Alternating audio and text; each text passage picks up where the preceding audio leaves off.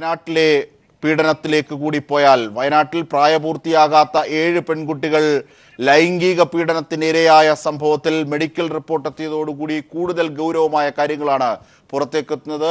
യതീംഖാനയിലെ പെൺകുട്ടികൾ, പ്രായപൂർത്തിയാകാത്ത പെൺകുട്ടികൾ കൊടിയ പീഡനങ്ങൾക്കാണ് വിധേയരായത് എന്നതാണ് ഏറ്റവും ഒടുവിൽ എത്തുന്ന. ശ്രീമതി ടീച്ചർ അവിടെ നടത്തിയ സന്ദർശനത്തിൽ കുട്ടികൾ തന്നോട് ഇത്തരത്തിൽ പീഡനത്തിന്റെ കാര്യങ്ങൾ തുറന്നു പറഞ്ഞു എന്നാണ് പറയുന്നത്. ശ്രീമതി ടീച്ചർ പറഞ്ഞ വാക്കുകളിലേക്ക്.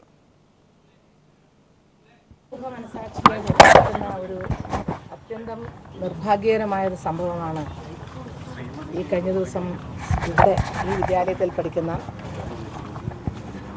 കുറേ പെൺകുട്ടികൾക്കുണ്ടായിട്ടുള്ളത്. 4 കുട്ടികൾ, 5 കുട്ടികൾ 9ാം ക്ലാസ്സിലും 3 കുട്ടികൾ 8ാം ക്ലാസ്സിലും.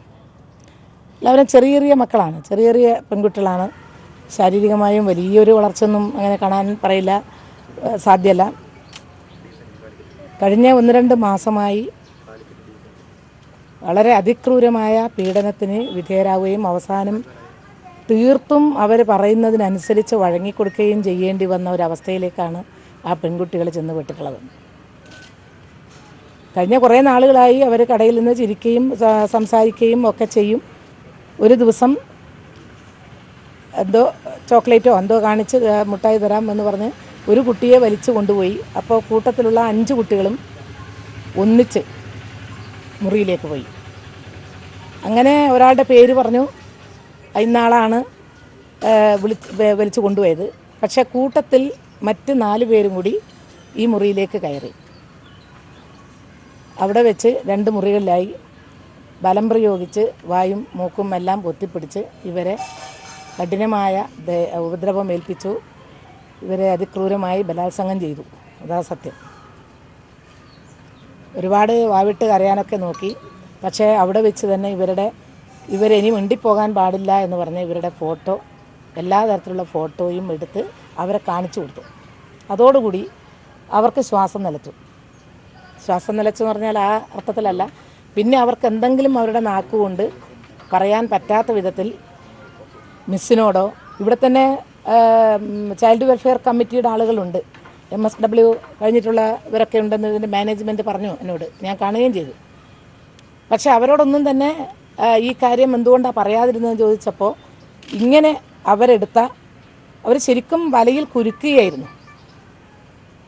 അവരെ ബലം പ്രയോഗിച്ച് കീഴ്പ്പെടുത്തി ഇവരുടെ ഫോട്ടോ, പലവിധത്തിലുള്ള ഫോട്ടോയും വീഡിയോയും എടുത്ത് ഇവരെ തന്നെ കാണിച്ചു കൊടുത്തതിന് ശേഷമാണ് ഇവരെ വിട്ടത്.